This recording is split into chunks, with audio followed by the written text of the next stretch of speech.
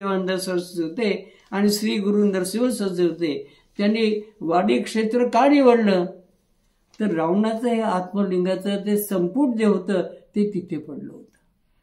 म्हणजे ही बारीक सारी गोष्ट आपल्या एकेका तीर्थाचा इतिहास आणि परंपरा आपल्याला कुठे कुठे नेऊन सोडते हे आपल्याला कळून चुकतं. आणि म्हणून नारद काय म्हणतात आहे, लिंग उपजले कौन दिशे. अरे लिंग निर्माण तरी कसं झालं, काही विचार केलाय का तू? घेऊन त्यांनी दिलं तो घेऊन आला का बोलाय. एका दृष्टीने ते त्याला हे करतात आहे, पण ते फार मार्मिक प्रश्न विचारून राहिलेले.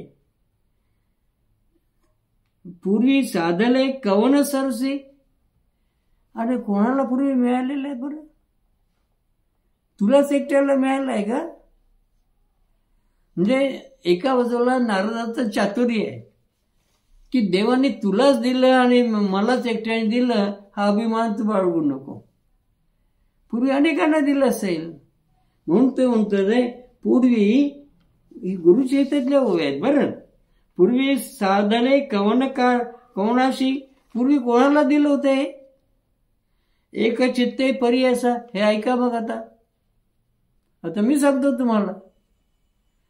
म्हणजे एका क्षणी त्या रावणाला त्याच्यापासून परावृत्त करीत असताना नारद त्या लिंगाचा पूर्व इतिहास आपल्यासमोर मांडतात.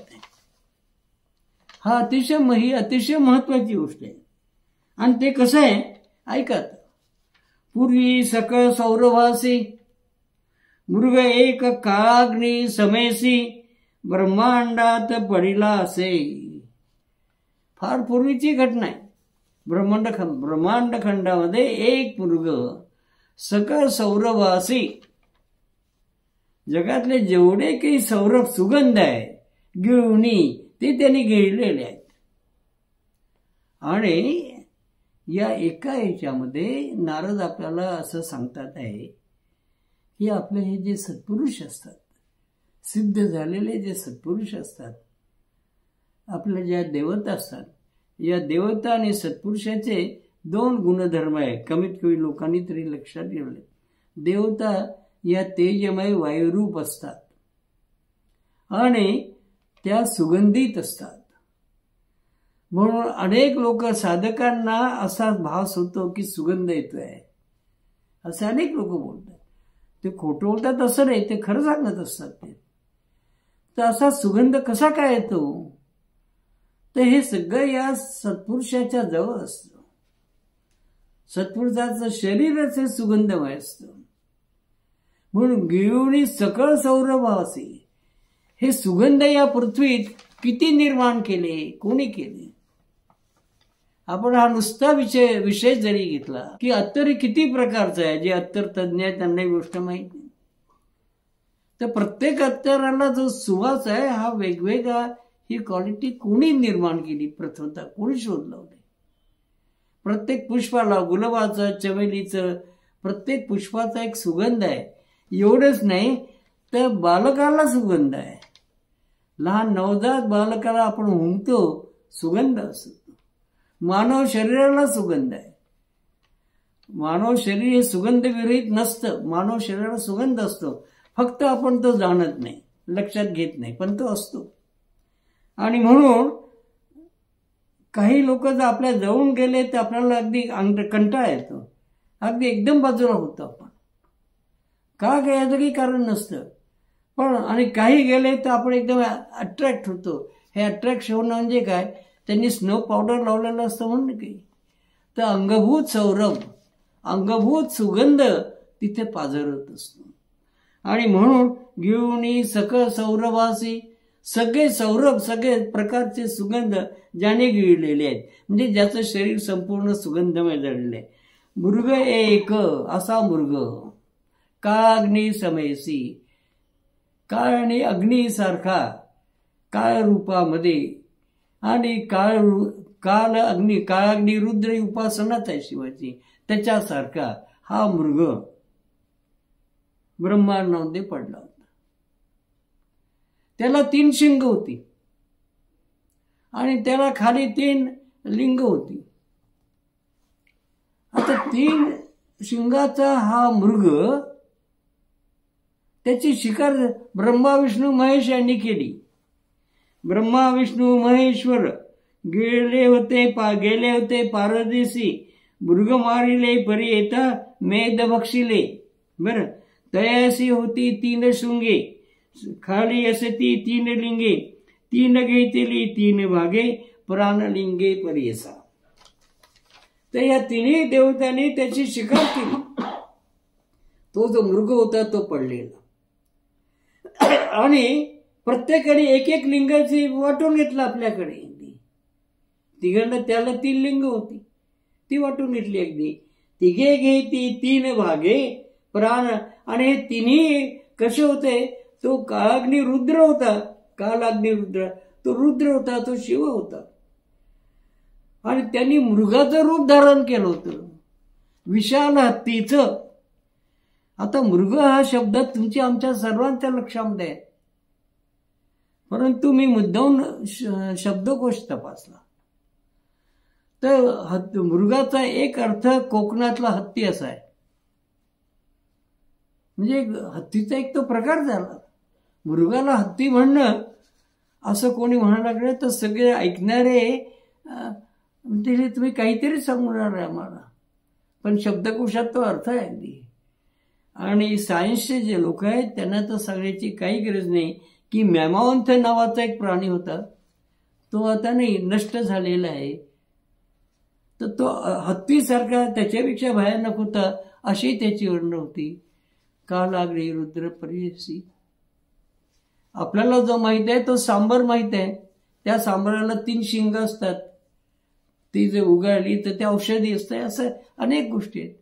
म्हणजे हे प्राणी तत्व हे या पुराणातून जे येत आहे त्याच्यामध्ये भूगोलाबरोबर आपल्याला एकेकाचे तऱ्हेतरचे प्राणी कोणकोणचे होते, ते आपल्या संस्कृतीशी कसे निगडीत होते, हा एक नवीन विषय ते आपल्याला देतात.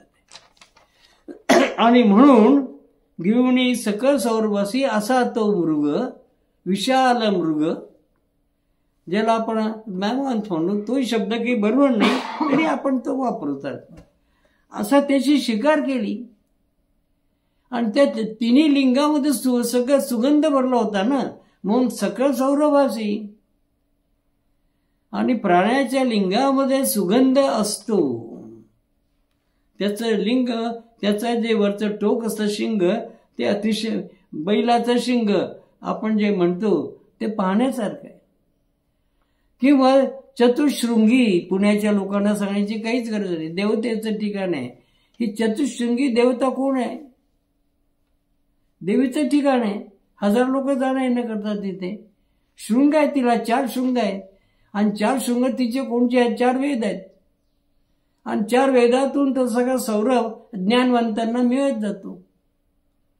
म्हणजे अशा स्वरूपाची एक स्थानातून आपल्याला भौगोलिक आणि ऐतिहासिक माहिती पाझरत असते, ती याच्यातून आपल्याला मिळते.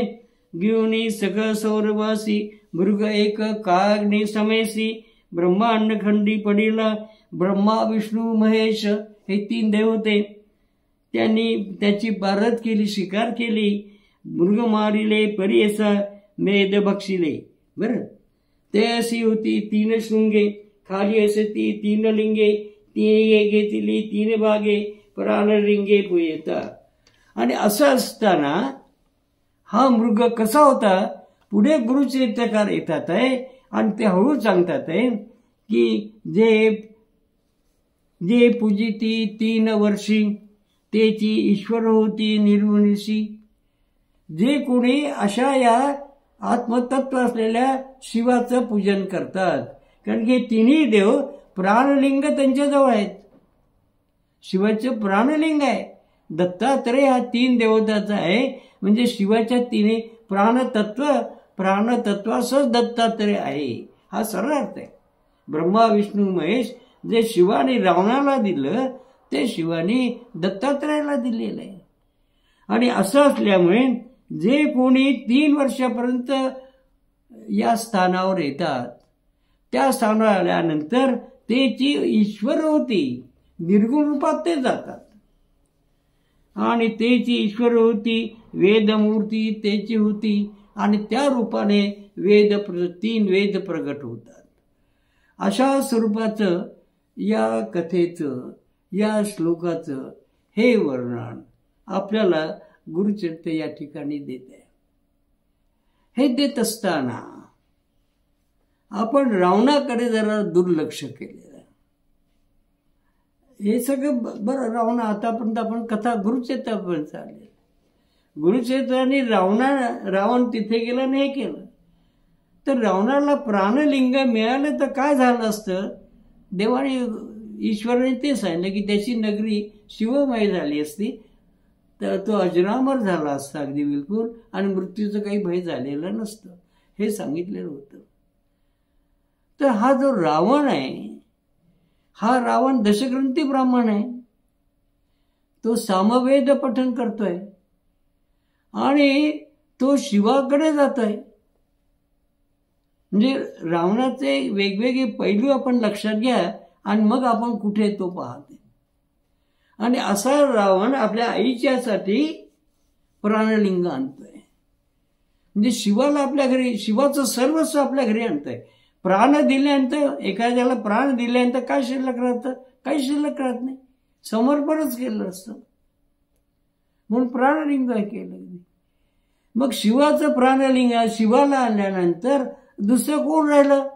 त्या कैलास पर्वतावर 2 जण आहेत ना. गुरुचरित्रांनी वर्णन केलेलं आहे त्यांचं. कैलासावर शिव आहे आणि पार्वती आहे. म्हणजे शिवाची शक्ती आहे ना तिथे. मग शिवाची शक्ती कशी काढण्याची? तिथं त्याच्यापेक्षा कठीण. तुम्ही मला माफ कराल पण मी जरा वेगळं बोलतो जरा, की मी काही रावणाचा प्रशंसक मुळीच नाही, परंतु आपण एक बाजू समजून घेतली पाहिजे. आणि ती आहे की दुसऱ्याची लग्न झालेली बायको पळून आणणं एवढाच रावणाचा उद्देश आहे. असं जे रंगवल्या जातं कितपत संयुक्तिक आहे, हा एक आपण प्रश्न उपस्थित करायला काय हरकत आहे आपल्याला. मान्य झालं तर स्वीकार करायचं, सोडून देऊ आपण. तर शिवाची शक्ती ही कैलासावर आहे, पार्वती आहे तिला कसं काढण्याचं? आणि मग तिचा शोध घेता त्याला असं कळालं की तिचं स्वयंवर ती शक्ती सीता रूपाने जनकाच्या घरी आलेली आहे. रामायणात ती कथा लिहिली आहे.